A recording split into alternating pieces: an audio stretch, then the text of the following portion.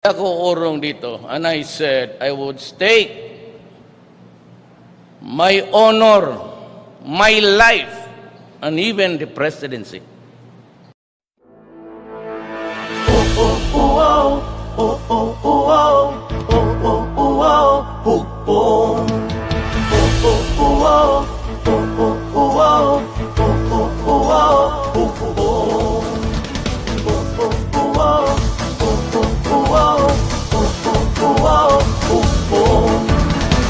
Hukong ng pagbabago, hukong ng pagbabago, pag-asenso, hukong ng pagbabago, pamanaon, hukong ng pagbabago, katawan ang nasayo.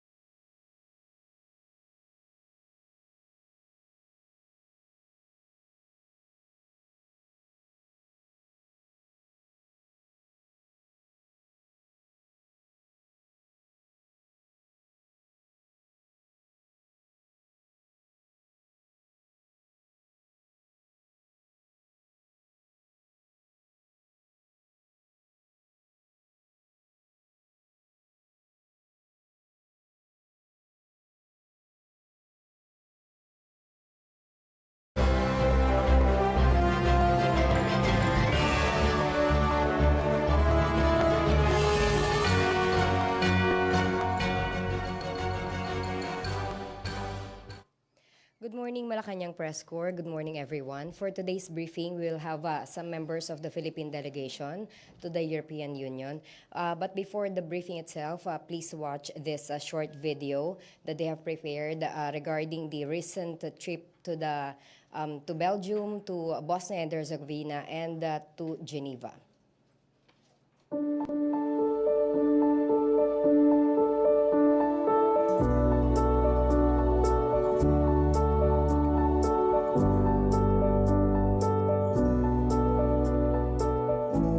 We are now bringing this EU to seek your cooperation to stop the funding of these organizations so that your money will not be used to kill our people, because technically the funds are used by these terrorist organizations to harass our people, to sabotage government. These terrorist organizations for the last 50 years have committed mass murder. They have killed the leaders of indigenous people who refuse to cooperate with them. International solidarity is a human rights framework, which I know EU and Belgium closely adhere to. And it's something which we would like to own ourselves.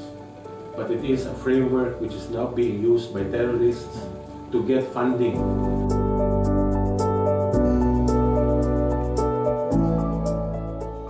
The Armed Forces of the Philippines is an institution that has put in place complaint and investigation mechanisms to address cases of human rights violations by its personnel. These mechanisms have been established by law, enacted to address widespread human rights violations by military personnel, drawing from bitter lessons in authoritarianism during martial law. Let me assure you all that the AFP does not tolerate actions that violate the human rights of any Filipino or any person. The peace and order situation in the Philippines has significantly improved, as shown by the decrease in total crime rate in 2018 compared to previous years. Ambassador, sir, may I hand over the 17 atrocities committed by the communist terrorist groups to our IPs or LUMAs, Philippine Unions. Mr. Deputy Director General, Admiral, thank you very much for this information. We will ensure that it is properly handled and move forward for the sake of our country and the prosperity of our IPs. This is the first time that we submitted this documentary evidence against the communist terrorist groups. The most serious is yung mga leaders, tribal leaders were killed, murdered.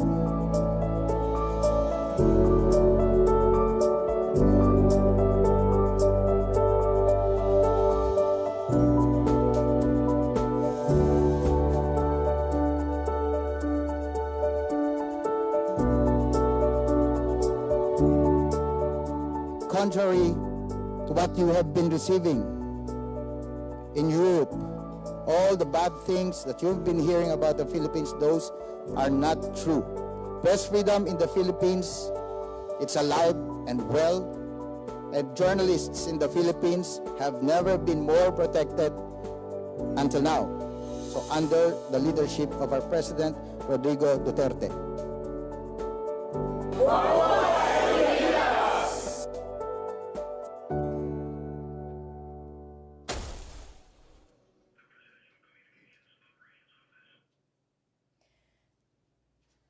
Okay, now to introduce our guests, I would like to call on PCOO Undersecretary Lorraine Badoy.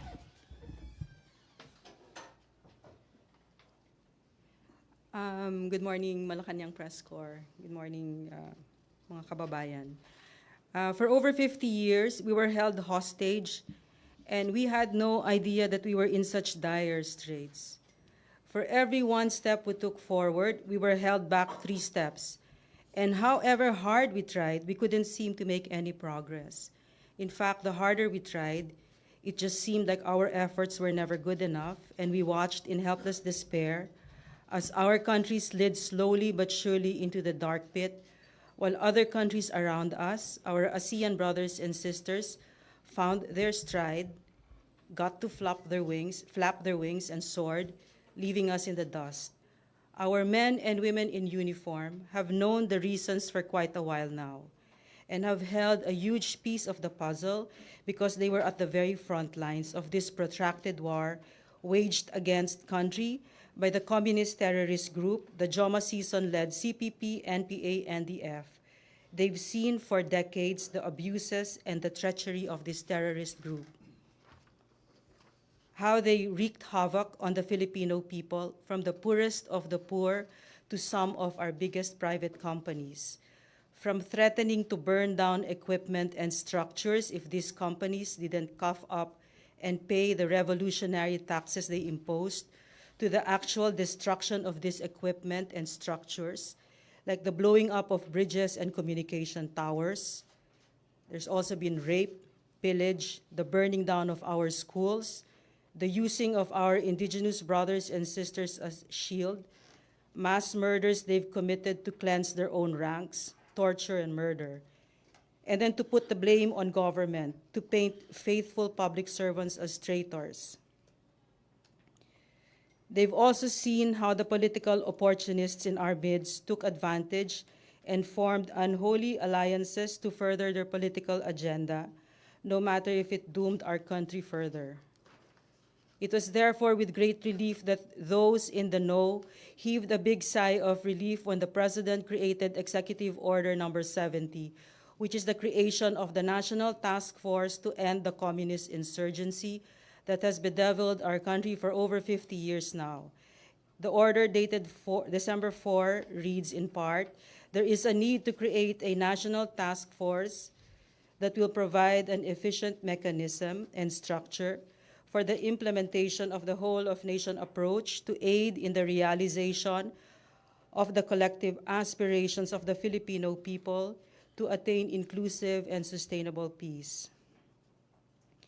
The approach aims to address the root causes of insurgencies, internal disturbances, tensions, and other armed conflicts and threats by prioritizing and harmonizing the delivery of basic services and social developmental packages in conflict-affected areas and vulnerable communities.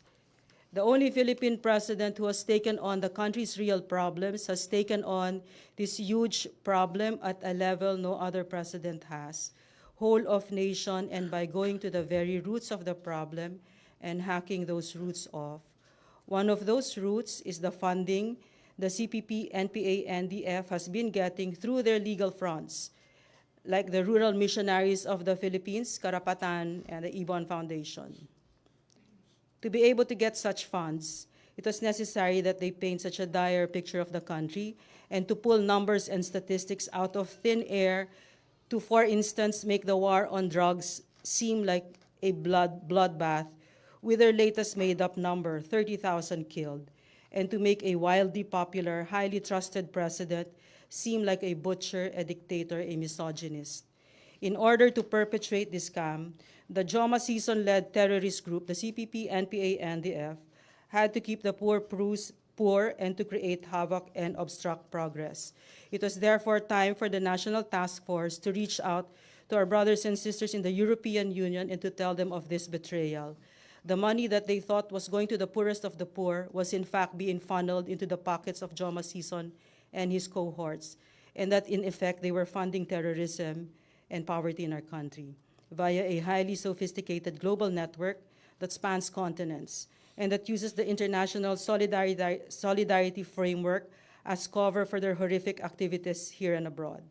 Money they had given out of the generosity of their hearts had been used to sow and perpetrate grief and hardship. We therefore went there to ask that they stop funding terrorism in our country. It was also time to reach out to the UN and tell them the truth and dispel lies they've been fed by traitors in our midst, to restore our honor as a people, and to give dignity to our government's sincere efforts to put our country on high ground. This morning, we give our report to the Filipino nation and the next few steps we wish to undertake to once and for all end this curse that has hostage our country for far too long.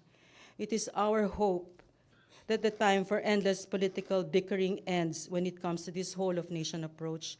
We are not each other's enemies. We have a common enemy, and this enemy is Joma Season and the CPP, NPA, NDF, a group that's been declared a terrorist group by the UN, the US, Canada, UK, and lately by the Philippines.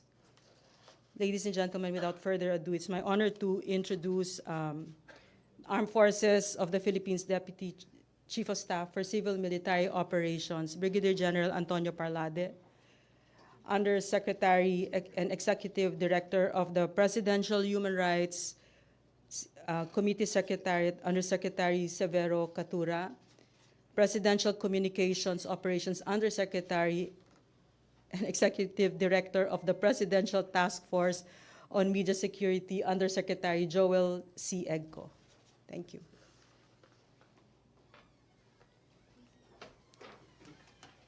Yes, please. Okay, thank you very much. Good morning, members of the Malacanang Press Corps.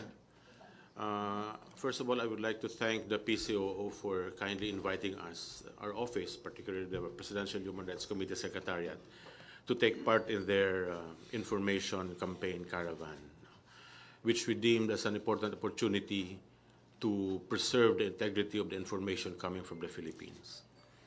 For the information of everyone, I think, although I know you are already aware of this, meron po tayong mga kinausap na iba't ibang mga mekanismo, no? Habang tayo pumunta ng Europe, we engaged with the UN Working Group on Enforced and Involuntary Disappearance. We engaged with the European Union, and quite particularly with the Belgian Foreign Ministry. We also engaged with the different chiefs of missions in the UN, and there were opportunities to meet with the different Filipino communities. No? So ano bang aim natin? Bakit natin ginawa ito? No? One is, if I'm looking at the perspective of one who deals with the UN, una, magandang tinan kasi natin dito na we are a very active part of the UN system. No? At ang pagiging kabahagi natin ng UN system ay hindi lamang maging kabahagi nito, maging kasama, kundi there's also an obligation for us to strengthen existing mechanisms. In our work that we do, we have seen the extent in which certain mechanisms in the UN and the EU are being used as platform to advance certain agendas, especially of critics of this administration. No? So meron tayong tinanan dito, the mission, as I said, was to preserve the integrity of the information, but it is actually to qualify the extent by which the human rights narrative in our country has been so muddled. Ang nakakaabot sa ibang bansa ay talagang ibang-iba sa nangyayari sa atin. At kanina nga nabanggit ni Yusek Lorraine, ginamit pa ang isang platform, yung tinatawag natin International Solidarity Platform, which is a human rights framework, no? Para lamang magawa nila yung gusto nila. No? Anyway, let me break this down a bit, and I would like to ask later on my colleagues to go into the certain areas. As I said, we engaged with the UN Working Group on Enforcing Voluntary Disappearance. Ang meeting na ito ay ginanap sa Sarajevo, sa Bosnia and Herzegovina. Dito sa opportunity ito, we were able to clarify the 625 cases that were brought to our attention. By the way, I'd like to point out na itong mga kasong ito, hindi ito naganap under the Duterte administration. Naganap ito ng panahon pa ni Marcos hanggang sa panahon ni Benigno Aquino, no? So ito yung sinasabi natin dito na kahit na hindi man tayo signatory ng isang convention, kasi ito na lamang isang convention na hindi natin nilalagdaan, no? Still nandun yung puso natin para magkaroon sana ng closure. Matagal na itong mga kasong ito nabibinbin. We also wanted to clarify ano ba ang prosesong ginawa ng UN para matugunan ang mga kasong ito. Because based on our studies, we found out na marami doon, kung minsan may mga double entries, meron doon may mga acquittals na, pero hindi na re-reflect. So nakakalungkot nga when we moved into that phase wherein we wanted to clarify yung status ng mga cases na ito, tinuligsa pa tayo na para bang anong gustong gawin yan, alisin ang mga kasong ito. We would like to clarify na we wish to have some closure to bring about peace of mind dun sa mga pamilya ng mga biktima. You know, kung ikaw ay isang pamilya, no, membro ka ng pamilya ng biktima, syempre naman kahit paano gustong malaman na may nangyari doon sa mga kaso. Kaya nga ang ginawa natin sa UN working group, no, nung nakipag-usap tayo sa kanila, sabi namin, tulungan nyo kami na para mapaayos ang mga kasong ito, para namin ma-resolve, no, magkaroon ng certain level of resolution. At nabiling naman sila, natutuwa nga sila kasi we initiated this effort, we reached out to them in our hope na itong ating mga kababayan na may mga problema tungkol sa enforced disappearance ay kahit paano mabigyan nga ng katahimikan. But again, we do not wish to set them aside. Their memories are very important. The political journey of the Philippines is defined by the many heroes of the past who were victims of atrocities, no? Yung sinasabi natin, kung meron man nagkaroon ng mga atrocities. And we wish to make that clear to everyone. Pangalawa, nagkaroon din tayo ng engagements with during the 40th session of the Human Rights Council. Meron pong portion doon na tinatawag na high-level segment. So part of the information campaign natin is try to tell people, no, hindi lamang dito sa atin, lalo na doon sa labas ng bansa, this is the extent in which human rights is being promoted, protected, and fulfilled in the Philippines, no? Ang nakakalungkot nga sa atin dito, we're so confined to the definition of human rights. Ano bang definition natin ngayon? EJKs, torture, etc., etc. Nakakalimutan natin na there are equally important issues on human rights for which the Philippines is being hailed as leaders, no? Kaya nga ito yung in-emphasize natin during the session, that the Philippines has upheld its long tradition of human rights leadership. We continue to be a global champion, at ito'y kinikilala, no? And nakakalungkot nga, kinikilala tayo doon sa labas, pero dito it appears that we're being so pilloried. We have achievements, no, in other areas like gender equality, migration governance, climate change and disaster management. And our role in the ASEAN is something which we should really be very proud of. We've taken a lead in the ASEAN Intergovernmental Commission on Human Rights, and that is something which the international community, particularly the Human Rights Council, has really hailed the Philippines, no? Then again, really the challenge, because of this the muddled human rights narrative, is really a result, no, of the influence of many front organizations masquerading as NGOs and human rights defenders. At mamaya, mapag-usapan natin, and many of them are really the front organizations of the Communist Party of the Philippines and the New People's Army. So ito po yung lawak na ginawa natin sa information campaign. And we also had opportunities for interactive dialogues. We were able to engage with formal engagements during the interactive dialogues with the so-called UNSRs. I think you're very familiar with the UNSR, represented by Agnes Calamard, which incidentally I would need to inform you that many of them were telling us please do not make Agnes Calabard a representation of the UNSRs. She is not a fine example of a UNSR. No? We were able to engage interactively with the UNSR on environment, on sale of children, on disabilities, of persons with disabilities, at maraming mga magagandang nabanggit sa kanila para sa atin. Yung UNSR Environment really, in its report, hailed the Philippines for our efforts on the climate change. No? Napakaganda. Yung Special Representative ng Secretary General on the violence against children, ay tayo ay pinuri dun sa ginagawa ating efforts to protect children in armed conflict. No? And then yung mga efforts natin with regards to addressing the concerns of PWDs, citing yung enactment of the mental health law.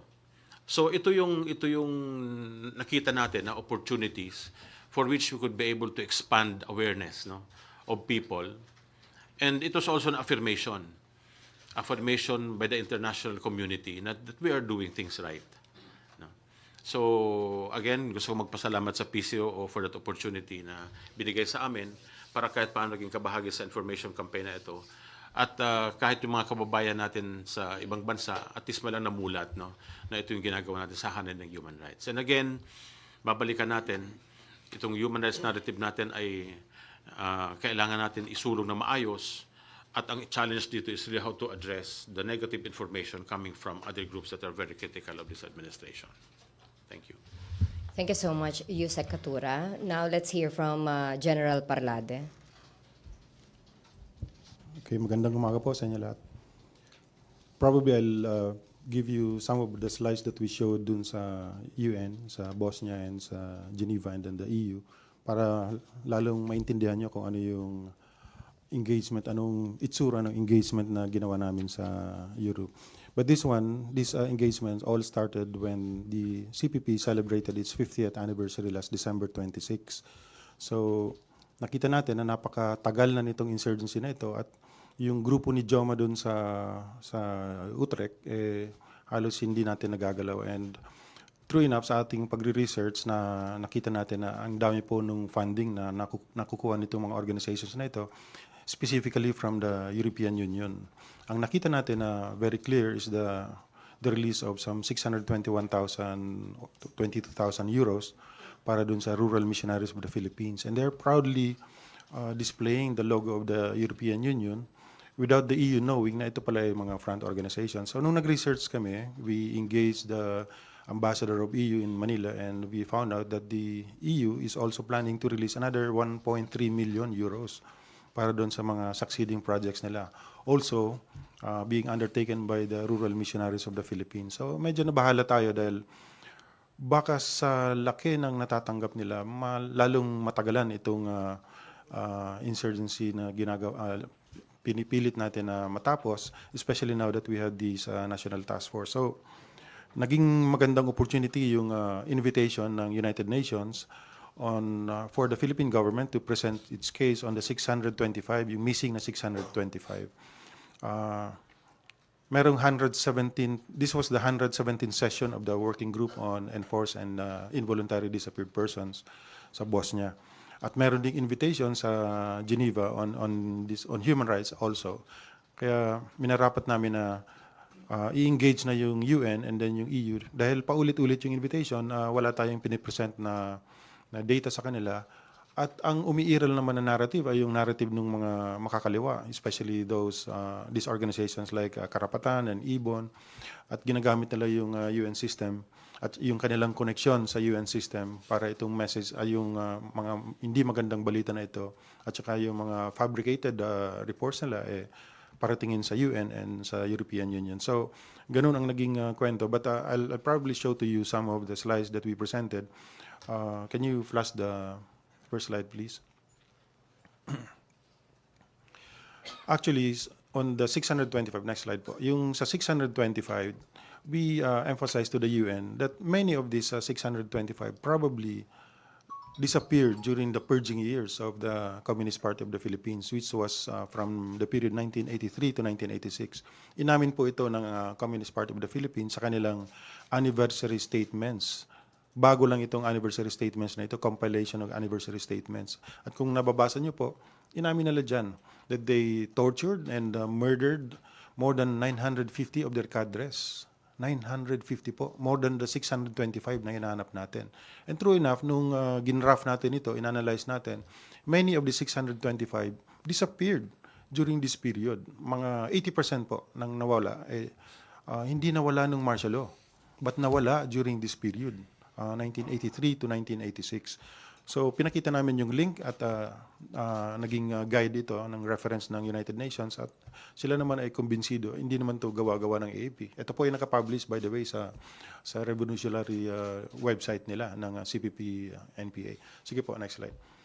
By the way, ito yung isang yung picture diyan sa baba sa kaliwa. Yan yung picture ng Inupakan Leyte massacre. Ito po yung Oplan VD sa Inupakan.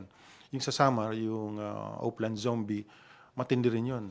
Hundreds ang nakalibing dyan. At hindi pinag-uusapan yan dun sa UN. Hindi rin pinag-uusapan sa UN WIGED. Yung nasa ibabaw, yung pictures po sa ibabaw, I think, yeah, this was taken 2005. But madami pang killings na nangyayari, especially on the IPs. May picture pa ba tayo? Next slide po. Wala tayong isang ibang pictures. But this is just to show you kung paano nila ginagamit itong mga front organizations nila tulad ng Karapatan para i-project ang mga maling balita sa international community. Sige po, next. Next slide.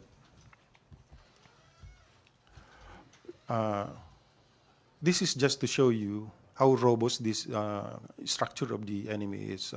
Ito po ay galing sa kanilang mga dokumento. Meron silang tinatawag na international department. Ang kanilang international department ay napakalaki na po at well-funded. Sige, next slide. Ito po ang nagpapatakbo. Sige, next slide. Ang International Department ng Communist Party of the Philippines ay pinangungunuhan po ni Joma Sison. At napakalaki na ng organisasyon na ito. Yung mga blue na yan, na boxes na nakikita niyo sa ilalim, yan yung mga chapters nila worldwide. Hindi lang magkasya lahat ng boxes, kaya yan lang nakikita niyo. Actually po, sa latest na analysis, this is 2015 data. Sa latest na data namin, na 2 layers na yan. 2 layers na yan. And all of these countries are contributing to this effort of the Communist Party of the Philippines itong revolution na ito na pinaglalaban ni Joma Sison. Itong graph na ito, pinapakita lang na si Joma Sison, siya po ang head ng International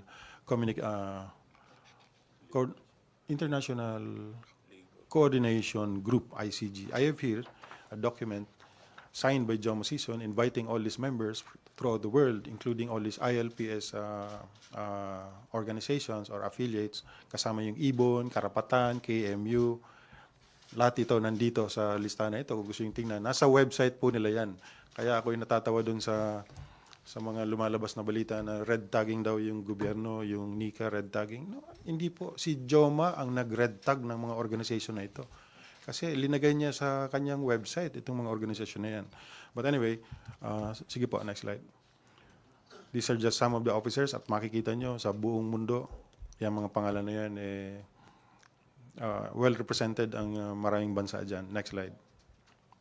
Next slide po. Okay. Ito is just an explanation. Paano nila in-infiltrate yung UN? Kaya po ang narrative dun sa UN, consistent. Consistent sila doon sa maling narrative because they have people in the UN. Rapporteur, may IP rapporteur sila doon. Actually, yung rapporteur na yun, nasa listahan yan as a member of the Communist Party nung pinailan natin ng kaso yung Communist Party as a terrorist organization. Sige po, next. Next slide po. This is just to show you kung gaano sila ka-systematic. Meron silang tinatawag na clearinghouse. Ang tawag nila dyan ay Mindanao Indigenous Peoples Conference.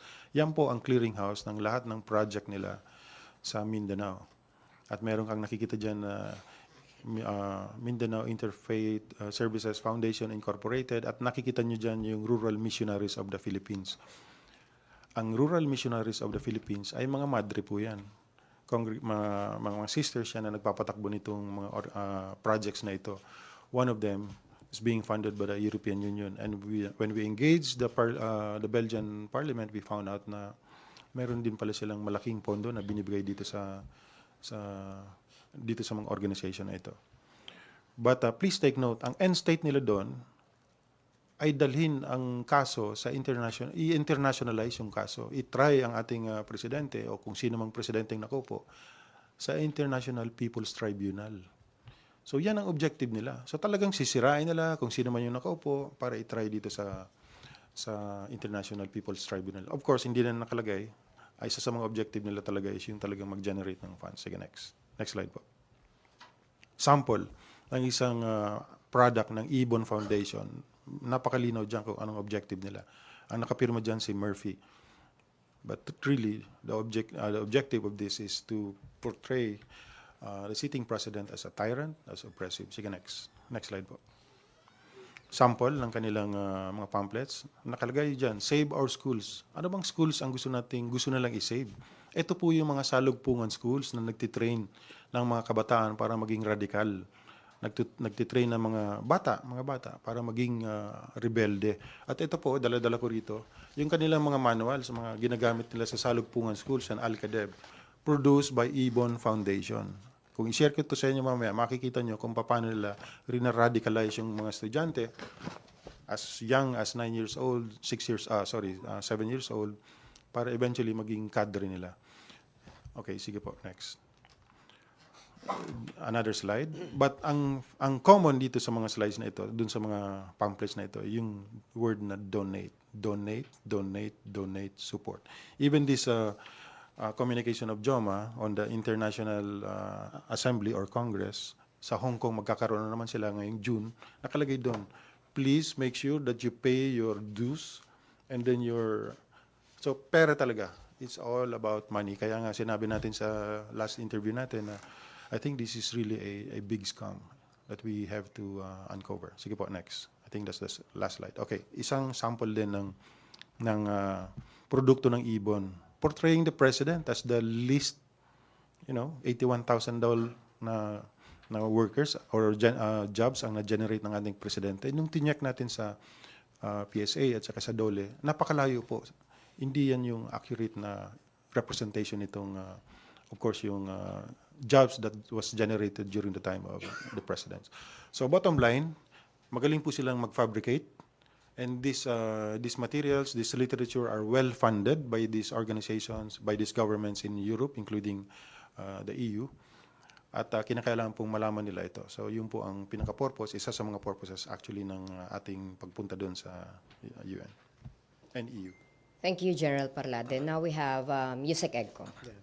Thank you, Maritz. Well, I understand we're a bit pressed for time, so hindi ko na masyado habaan. But I think that I believe the two gentlemen beside me were able to sufficiently and substantially explain the mission objectives of our trip to Europe. So, and the PCOO is part of the National Task Force, itong EO70. And of course, as the information arm, ay ito po yung naging role niya. So we call that mission as the Truth Caravan, wherein we also married the Press Freedom Caravan, which we have been doing since last year with Secretary Andanar and ASEC Ablan, where we directly engage with stakeholders, not only in the local scene but also abroad, yung ating mga Filipino communities. And I tell you, I would like to assure you, they're very fruitful, and we discovered a lot of things. There were a lot of realizations during that trip, especially yung sinasabi ni General Parlade kanina about yung funding na yan. In fact, during that meeting in Brussels, talagang nagulat kami sa amount involved sa Belgium pa lamang. Hindi pa kasama dito yung mga ibang bansa sa Europe. And of course, yung mga issues on human rights, where si Secretary Yusek Katura was able to, he was able to eloquently explain to experts, no, UN experts, the real situation here in the Philippines, what's really happening.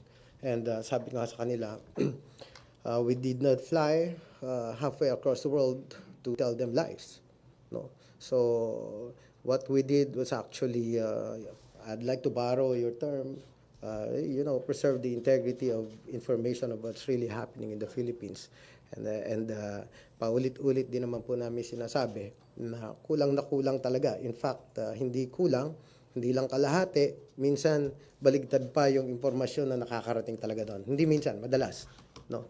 So what our message there was that there are enough mechanisms here being done by, laid out by the administration of President Duterte. And it's just unfortunate that some groups, no, there are many groups who refuse to avail of those mechanisms for one reason or another. So doon na nga din umiikot yan, no? And in terms of outputs naman, I have here a summary of the complete PCO outputs when it comes to releasing or yung mga blow-by-blow account of our engagements there. So everything was transparent, everything was above board. They were very happy, the Filipino communities. We engaged the media. It's not easy to face members of the European Union Parliament. Matatalino tao yan. The officials of and experts of the United Nations. Hindi natin pwedeng bulahin yung mga yan. So talagang yun lang, very truthful at kung ano yung totoong nangyayari sa ating bansa, yun naman ang ating mensahe doon sa kanila. Okay, thank you. We'd like to open the floor to questions. RJ? Sir, to summarize what you said, sir, the message to the EU was for them to stop funding these organizations, right? And what's the feedback from them then? They were so surprised to know that these organizations are actually part of this terrorist organization. So of course we have to show proof. So, but we didn't go there actually to file complaint or what. It was an exploratory engagement.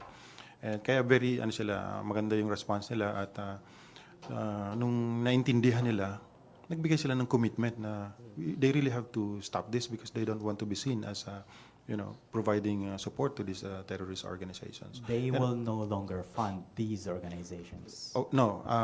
They wanted us to provide more evidences and then to file the formal complaint because during the time when we went to Europe, we didn't have the formal exploratory nga. So that's what we're doing now. We are consolidating all our evidences para i-submit sa European Union. And as soon as they have that, they promise to stop this funding. When do you plan to file that complaint, sir, with the evidence? Sorry, when? When do you plan to file that complaint? Our legal cooperation group under the National Task Force to End Local Communist Insurgency is now doing this, so it's up to them. Maybe if we can complete the packaging of this, we can transmit it as early as tomorrow or maybe next month. The earlier the better because they wanted us to move fast also because the next tranche of funds could be released anytime soon. So they wanted to make sure that they have these documents before they release the succeeding tranche of Sir, funds. can you provide us with the list of complete names of organizations that are being funded? You mentioned already Ibon Foundation, Karapatan, what else, sir? The document that the Belgian government gave us, initially they mentioned that they have 7 Belgian organizations existing here in Manila. But under these organizations, these Belgian organizations are the front organizations of the CPP. I'm not at liberty to divulge to you right now itong mga pangalan nitong mga organizations na ito, but ang very clear doon na nasa front page ng is this Ibon and Karapatan. So kaya right away yun yung binabanggit natin. Ilan sila, sir? Sorry? Ilan sila, sir? Ilang organizations? Yes.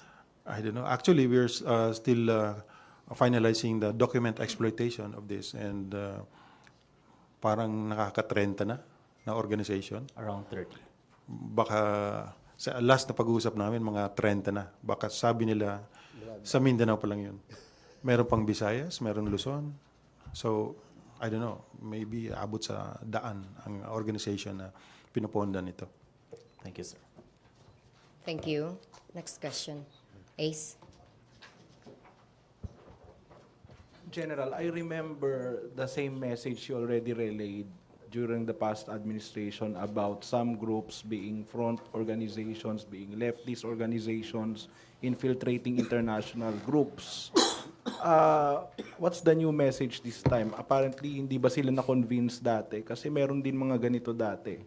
Parang there was an effort by the military to clarify yung supposed links ng some groups with leftist organizations trying to infiltrate international organizations. Hindi sila na-convince dati.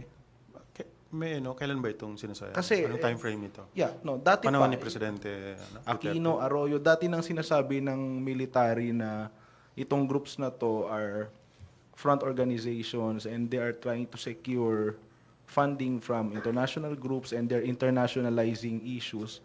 So yung last time, ano kaya nangyari doon? Parang hindi yata na-convince yung... Let's be honest, it's only in this administration na sineryoso ito. Kaya even the AFP, hindi pwedeng magseryoso-seryoso. Marirelieve ka during the time of Pinoy, if you remember. Marirelieve ka kapag you're not towing the line. No? So let's be frank. Let's be very frank. It's only in this administration na nakita natin na seryosong tapusin itong insurgency na ito. Kaya ngayon, pursigido tayo na gawin yung trabaho natin. But in the past, naglalaro eh. So, I don't know, for political reasons, whatever, siguro binabalanse lang nila. And then there's the peace talks also. Yun nga, for so long, 31 years tayo nagkipag-peace talks. Yung the same framework ang ginagamit natin. At ang end state ng framework na yun is not even peace. It's a national democratic revolution. So, or coalition power sharing ang nakalagay doon. So, yung peace talks na yun, ano lang yun? Part ng legal struggle lang yun. Secondary to the armed struggle. At napakalinaw yan. For 31 years, ganyan yung framework na yan. So, si AP, of course, sumusunod lang kung ano yung policy ng nakaupong... So, naging cautious yung previous administrations in dealing with the left. Kaya you're saying kaya hindi masyadong intensified tong ganitong info campaign because of the peace talks? Maaari, yes. Maaari. Ano yung sinasabi nyo na pag hindi tinow the line, marirelieve? What was the line that was supposed? Maalala mo, ang dami naming inuhuli noon ng mga komunista. Nare-release. Napapakawalan. Kaya nawawalan ng gana yung military. Ang dami-dami. In fact, ang dami na nakakulong. Every time na mayroong peace talks, merong mga nire-release. So, really, it's only now that the AP felt that this issue in insurgency is being seriously addressed. So, how would you describe then yung anti-insurgency efforts nung previous admin if that's the case? Yung yung ating campaign naman ng AFP before was very effective. Pababa na nga ng pababa yung numbers ng kalaban. But every time na magkaroon tayo ng peace talks, may ceasefire, doon naman tumataas yung numero ng ating mga kalaban. But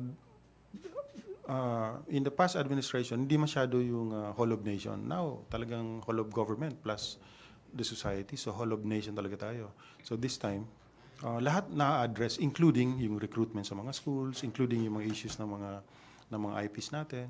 So, maganda ang chances natin ngayon na matatapos natin itong insurgency na ito. Thank you po. If I may add to that, coming from the peace process myself, I think it was basically an effort for us to make the peace process work at the time. Tandaan po natin na when the CPP, NPA were declared as terrorist organizations, it was government itself na nagsabi na, teka nga muna, pwede ba natin pagbigyan natin sila? No? Kaya nga, dun mismo sa aspetong yun, we limited ourselves in really pushing forward. Kasi that was part of the confidence building. That was part of the entire peace process. Negotiations was very much part of the peace process. But what we're saying now is, teka nga muna, nagbigay na tayo ng sobra-sobra, pero bakit ganito pang ginagawa ninyo? Patuloy pa rin pag-aambus sa baba, patuloy pa rin yung pagsisira nyo sa kinabukasan ng mga kabataan. Pati kami, nagulat kami nung nakita namin yung kanilang curriculum eh. Instead na tinuturuan ng maayos na pag-aaral, ang mga bata tinuturuan mag-assemble ng rifle. So, sinira na. So, sabi natin dito, enough is enough. Let's go the other way. Anyway, if you take a look at the peace process is not limited by peace negotiations alone. Alam naman natin yun, di ba? Maraming mga peace paths. Thank you. And by the way, hindi natin inabandon yung peace talks. Yung localized peace talks, ongoing yan.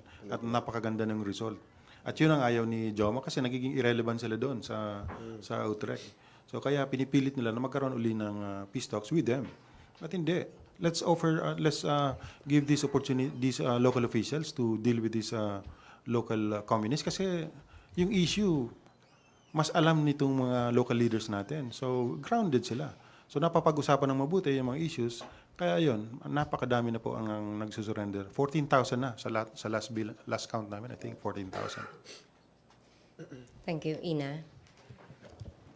To General Parlade or Yusek Katura, how much money are we talking about here? Do you have an idea on how much money yung groups po na sinasabi nyo get and how regular? Okay, we start with the EU. Si Ambassador mismo dito sa Manila, he admitted that they're about to release something like 2 million euros for just one organization. 2 million euros. Yun yung actually, yung isa sa mga reason kung bakit talagang pinursu natin dun sa European Union, yung issue na ito. 2 million euros, that's for what For period? rural missionaries of the Philippines. For a period of, the first tranche was completed in December last year. Kaya ngayon, ino-audit na nila yun, yung 621,000. That's equivalent to 32 million pesos. Eh. And then the next tranche, etong year na ito. So, that's equivalent to 2 million total. And I heard, according to the ambassador, meron ding portion na nanggaling ng Peru. Can you imagine, Peru? Nagbibigay ng donation sa Pilipinas. So, that we have to trace also. But that's coming from the EU. Now, sa Belgium, when we engaged the Belgian Ministry of Foreign Affairs, we found out that they are actually supporting the 7 NGOs in the Philippines with 3 million euros a year for a period of 5 years. So that's 15 million euros. We're not saying that all these NGOs are being exploited by the Communist Party of the Philippines. Yun nga ang pinag-aaralan natin kung ano itong mga organizations na nanginginabang dun sa mga pondo na ito. But that's only two entities. EU and the Belgian government. Just to clarify, sir, yung 2 million euros, that's from the EU as an organization? Yes.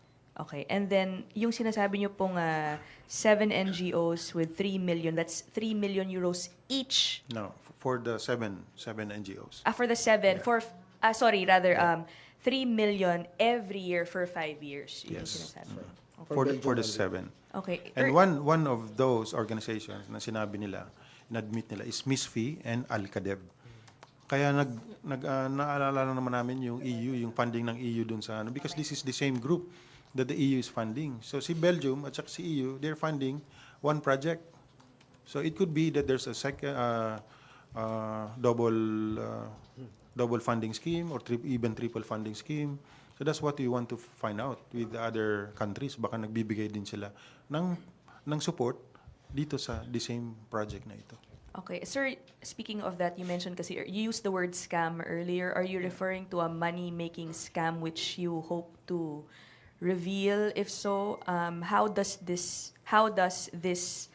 reflect then on the ideology that the group is supposedly Surprisingly, fighting we were for? told, we were asked, don't they know, according to the EU, don't they know that communism is dead? So it's not really about ideology anymore. I think it's about all the funding that they're getting. I'll show you a list of the organizations that's attending the six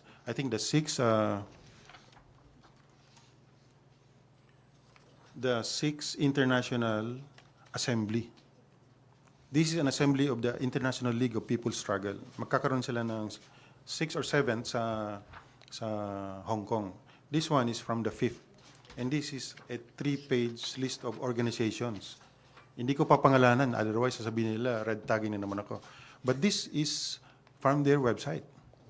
Mamaya I'll share this to you, but or you can search their own website. But anyway, what I'm saying is, in the recent list, yung mga na-invite nila, meron ng Papua New Guinea, meron mga organizations from Senegal, meron from Brazil. So, worldwide. At sabi ko nga, nakalagay doon, sa last page na kanyang letter. Basahin ko na lang. Number 7. Please encourage the member organizations connected to your commission to pay their membership dues either to the ILPS country chapter, if one exists in your country, or to the ILPS national treasurer. In solidarity, Professor Jose Maria Sison. So, nakikita namin that this is really a scam. Hindi lang alam nung ibang mga organizations, baka billions itong nakukolekta nila. And according to the 45 years international solidarity works na papel ng Communist Party of the Philippines, their presence is now in 7 regions around the world. Ang tawag nila doon is Global Regional Party Committees. So yung North America, na dati one Global Party Committee, ngayon, naghiwalay na. So hiwalay na si Canada sa US. Then merong merong South America, merong Middle East and Africa, may Asia, merong Japan, may Southeast. So, hindi natin alam kung anong gaano na sila kalaki at gaano kalaki ang mga pondo na nakukuha nila dito sa mga organizations na ito. Last, briefly, sir, so is that going to be the plan now to reveal this supposed scam? Is there going to be serious efforts to reveal this? Yes, I've been getting a lot of communications, letters from counterparts that they are very interested in knowing what's happening, knowing what we have discovered in this engagement in Europe. And I think that's what we're going to do. That's what we're discussing now with the National Security Council. How do we go about informing all these nations that there's such a thing that ILPS getting so many millions from their citizens? I don't know, baka funded din ng ibang gobyerno. We don't know yet. But as soon as we get the report of those who are doing the document exploitation, i-share natin. Kailangan ipaalam natin ito. Thank you, Ina. RJ, and then afterwards, Maricel. I'd like to emphasize lang sa question ni Ina, for clarity, that's only for Belgium, yung 15 million. Yeah. Yung 15 million is for Belgium only, so marami pa yan. Sir, but these are legal front organizations, right? Legal. Yes. So how do we compel EU then if the Philippine government recognizes these organizations as legal organizations? We have to show them proof that these legal organizations are actually committing or contributing to this all this revolutionary sabi ko nga, isang sample ni Yusek ay yung itong eskwelahan nila, yung salugpungan ng Al-Qadeb, tinuturuan yung mga bata na maging radikal, magkalas ng M16. Ang kanilang curriculum nakalagay doon. Ang A, for instance, armas, ang ba, bala, ang ka, kaaway, dahas. And I have here, gusto niyo makita yung kanilang lesson plan. Mga ismo ang mga tinuturo dito. Ito, lesson plan. Mamaya, silipin nyo kung anong nakalagay dito. Mga komunismo, marxismo, grade 6, grade 7. So, tinuturuan nila kung, ito, very systematic yung kanilang indoctrination dito sa mga schools na ito. So, sir, no effort from the government to declare these organizations as illegal organizations, if... Like I said, we're now studying whatever documents we have. We have so many testimonies coming from students and former students of these schools na naging rebelde na. lahat ito kino-consolidate natin. And by the way, this was part of the submission that we gave to the UN Permanent Mission natin sa Geneva. Kasi nga, itong mga violations na ito ng mga IPs, including itong recruitment ng mga IP children to become rebels, yung mga violation ng IP rights, hindi naman pinapansin ng UN Rapporteur on IPs. So that was the perfect opportunity for us. Total, may dala-dala kami mga electronic copy ng nung nakita namin yung mandate ng UN Rapporteur, very clear doon. Kailangan lang iparating sa kanila na itong mga violation na ito nangyayari at action na nila. Pero walang action ang UN IP Rapporteur natin. So this time we presented Ambassador Evan Garcia the list of the 17 violations with the corresponding attachments, mga affidavits, mga pictures, but partial lang yun. We are still consolidating more evidences coming from the field. Thank you, sir. Thank you, Maricel. Hi, sir. Good morning. Sir, if these are legal organizations, is there a chance that the European Union is not aware that they are funding front organizations of the communist group? I think yes, they admitted it that they are not aware because, for instance, yung Belgium, ang minomonitor na lang nila yung mandate nitong 7 Belgian organizations at very clear naman doon. Protection of human rights, women's rights, environmental protection. Magaganda naman yung kanilang advocacies. Kaya sila nagbibigay ng funding.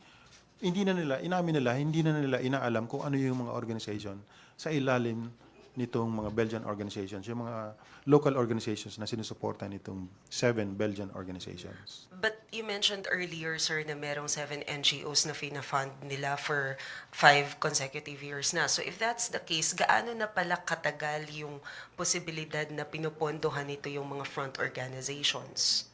Hindi pa po umabot doon yung aming investigation. Wala pang report. But mamadaliin namin para masagot itong mga tanong na ito. Kasi sabi nga natin, nagmamadali rin sila na matanggap yung report na yun. Para on their part, maka-action sila. At least on our part, siguro gusto nilang mangyari ay ma-disqualify na yung accreditation nito, mga NGOs na ito, maputol. But do we still accept donation coming from EU? What do you mean, we? Government. The government. Is the government still accepts donation? The Philippine government? Yes, the Philippine government. We're not talking of the EU providing assistance to the Philippine government. We are talking of the EU's support to these non-government organizations. NGOs po ito. So, I don't know kung anong... No, because I'm just wondering if may epekto ba yon in any case. How will it affect yung possible assistance na binibigay nila doon sa mga, legit programs if the government is planning to file complaint? I'm sorry, I cannot answer that. Hindi ako masyadong familiar dyan sa aspect na yun. Yusek Katura. I think the main message that we really wanted to hear from the EU was their openness. It was really the first time that they heard about this important information, that they were funding front organizations. In fact, they were very proud to tell us na, in fact, these are the groups that we are funding, only to be informed by General Parlade na, teka nga muna, ito yung mga nyo. So, ang sabi nila, since this is it, we encourage you to really work on the evidences that you are preparing, so that for us to really be very cautious, no? And at the same time, itong ginagawa kasi natin, this is also to protect yung mga legitimate organizations na talagang totoo may puso na tumutulong. Just imagine, instead na mapunta sana doon sa mga legitimate organizations, the bulk of the funds go to these organizations na ang talagang target nila is to undermine and overthrow this not only the government, but to change the facade of the structure of Philippine society.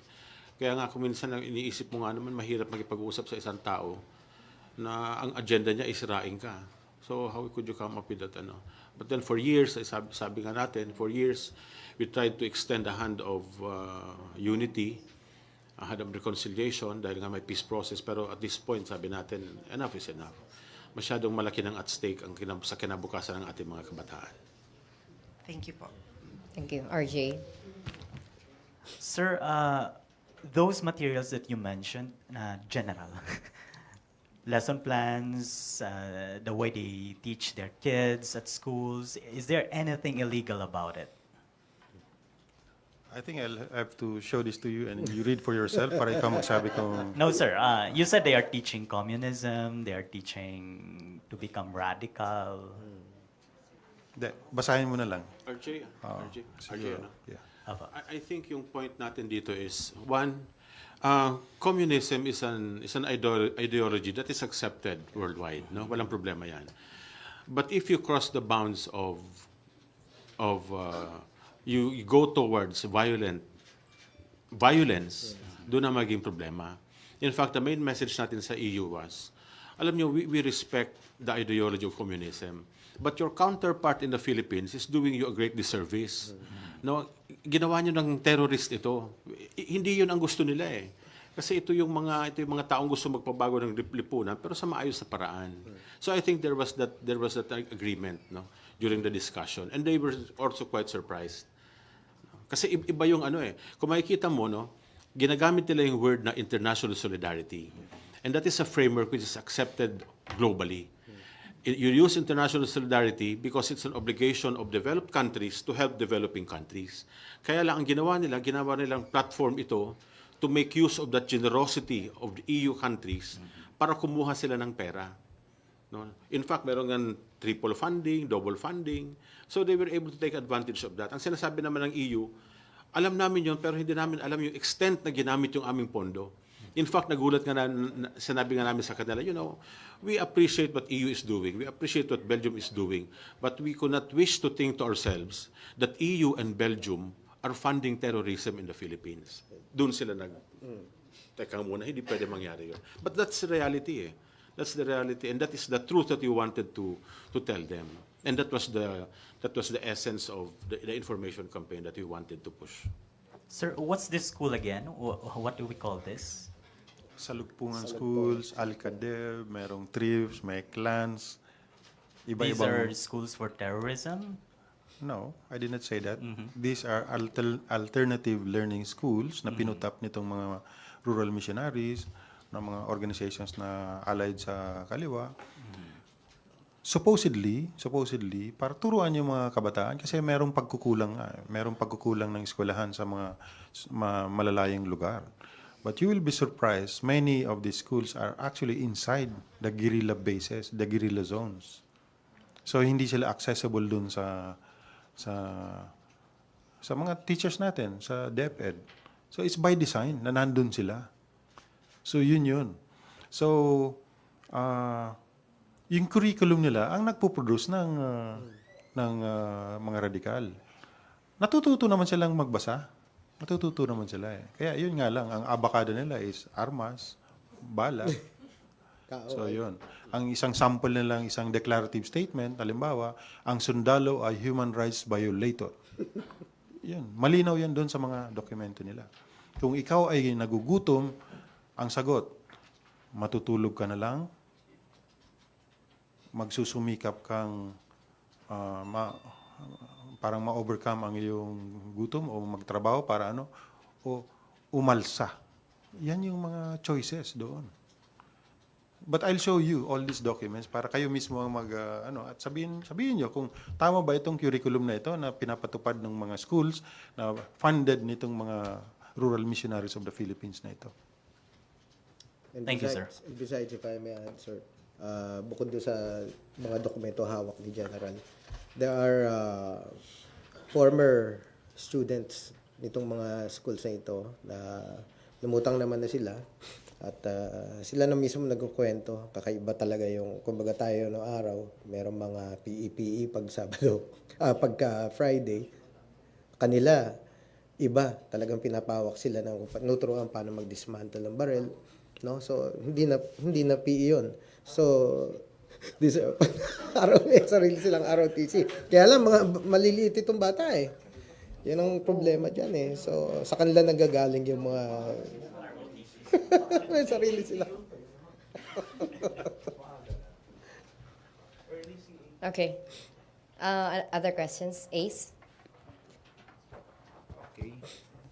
Iba namang paksa, ano? some senators have criticized the trip, saying it's unnecessary and it's a waste of taxpayers' money. Now, for the record, how much was spent for the trip?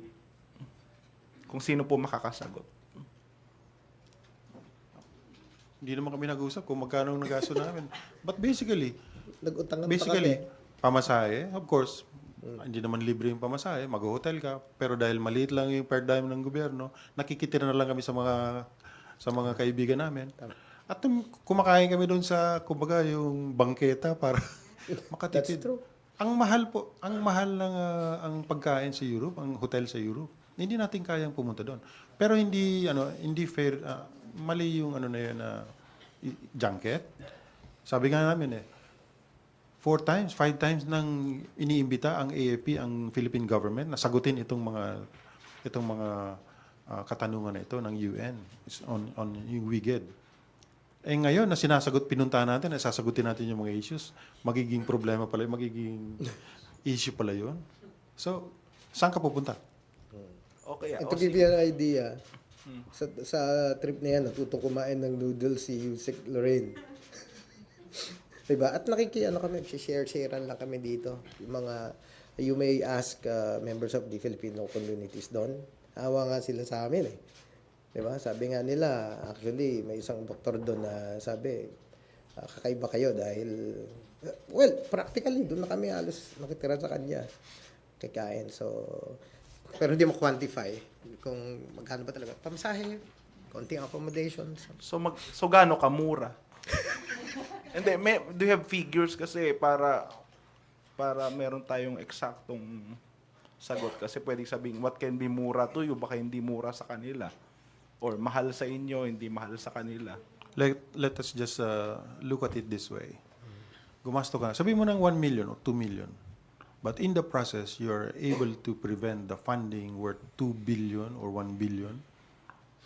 Funding from organizations na napunta doon sa radicalization ng mga bata. Baka sana yun na lang ang isipin ng mga bumabatikos. At sabi nga nila bakit ngayon lang kayo nagpunta? Why just now? Alam mo yung Filipino communities na nakakausap namin, sir, ang tagal na naming alam ito. Ang tagal ng marami sa amin dito member ng ganitong organization at kami nagko-contribute. Hindi namin alam, sir, na nagagamit kami. In-explain namin that these organizations are actually magaganda naman yung advocacies nila. Ang hindi nila alam, yung party, may party group dyan sa loob ng organization. Ang tawag nila doon, underground mass organization, within that organization. So, mayroong legal organization, but within that is a underground mass organization. Yun ang hindi nila alam. Yun ang nagpapatakbo ng lahat, nag-orchestrate ng mga activities nila. Kaya nagiging violent minsan yung kanilang mga activities, nawawala sila doon sa kanilang totoong advocacies. But marami sa kanila ang medyo nagising. At ngayon, tinatanong nila yung kanilang mga officials dito sa mga organizations na ito. Ano ba talaga ang sadya natin? Bakit ganito? Meron kaming naririnig na yung mga pera na pinapadala sa Pilipinas ay napupunta sa mga ganitong schools sa lugpungan ng Alcadep. Isa doon sa mga member na nagtanong sa akin, actually, taga Davao. Teacher siya doon. At nagsabi siya, sir, ang tagal na namin itong sinabi na itong salugpungan schools na ito, kailangang sara na. 4 years na siya sa Europe. Ngayon lang na-actionan. Okay, sige po. Pwedeng pahingi na lang po yung figures kung meron na paki-release na lang po sa media once they are available para po meron tayong figures exact. Okay? Salamat po. Okay. Yes, please. Good morning. Nestor from The Inquirer. So, to clarify, tuloy pa rin yung funding ng EU sa mga organizations na ito since they are asking for more evidence, at least for now. So, tuloy pa rin yung funding nila dito sa mga organizations na ito because from what you have said earlier, sabi nga ni General Parlade, parang they are asking for more documents and pieces of evidence. So, for now, tuloy pa rin yung funding nila, sir? Yung na-release na yun. So, ina-audit nila. Yung hindi pa nila na-release, hino-hold muna nila hanggat kaya nila kasi naka-program na yun . So, it's actually ang bola na sa atin para ipakita sa kanila yung mga documentations na hiningi nila. Okay.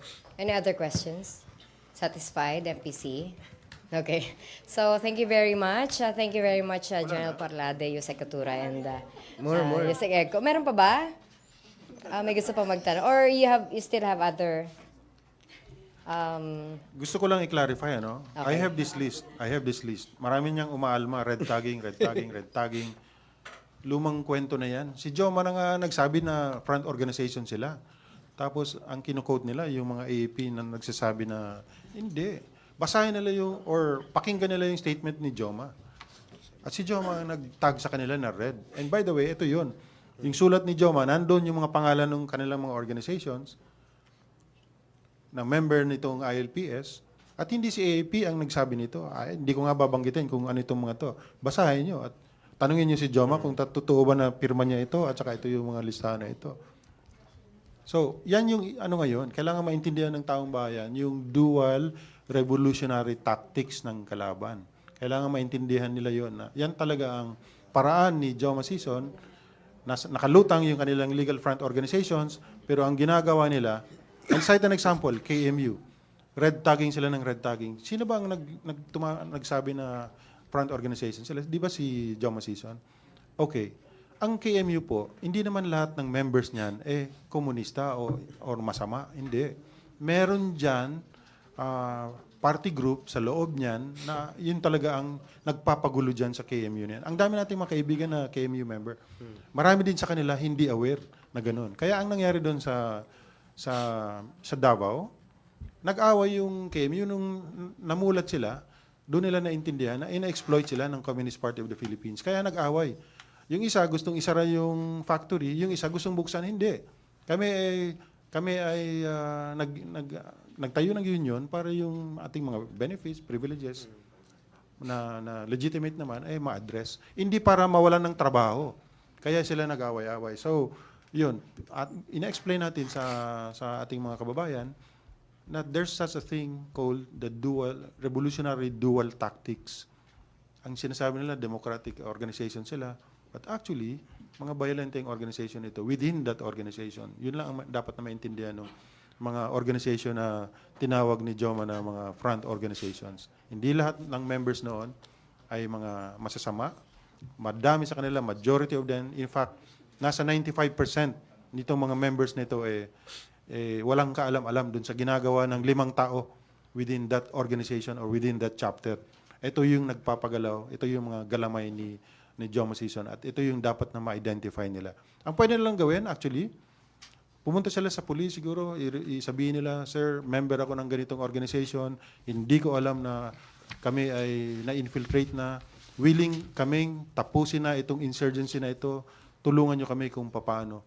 At sana matulungan din kami, or tayo, ang gobyerno, para ma-identify kung sino itong mga infiltrators dun sa organizations na ito na sumisira ng mga magagandang advokasya nitong mga organisasyon na ito.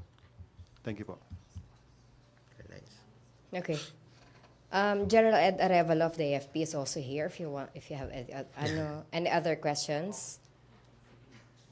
Okay na kayo? Boundary na. ROTC, gusto nyo tanongin?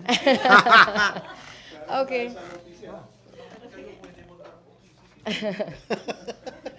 Okay, so... Kanila kasi totoong baril ginagamit Oo nga.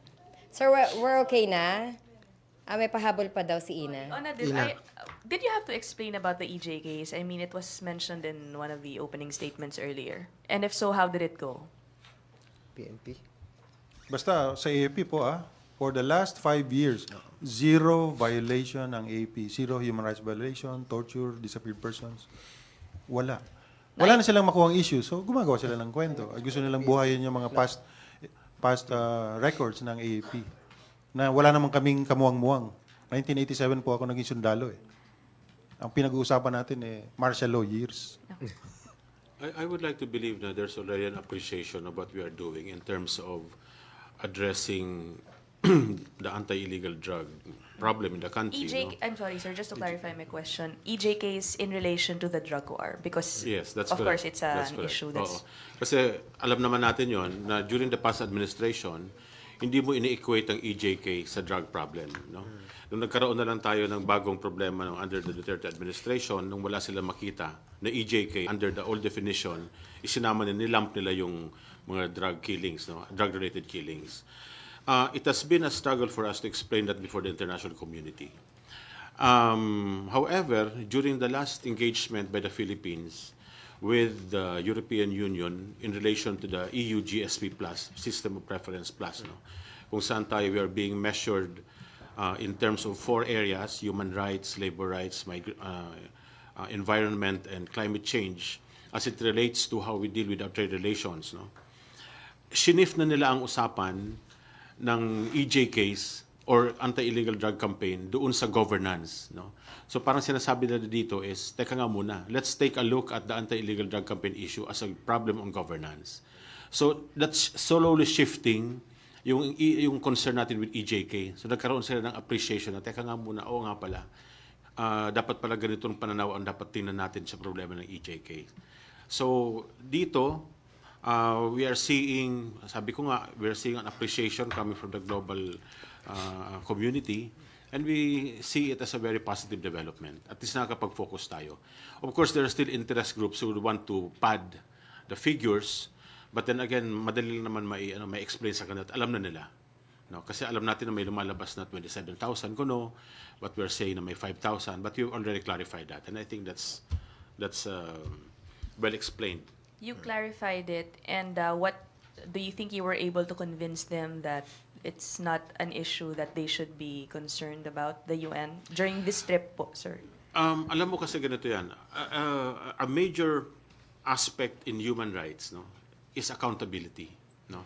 If you can be able to explain that government holds itself accountable to its actions, that's something that is highly appreciated.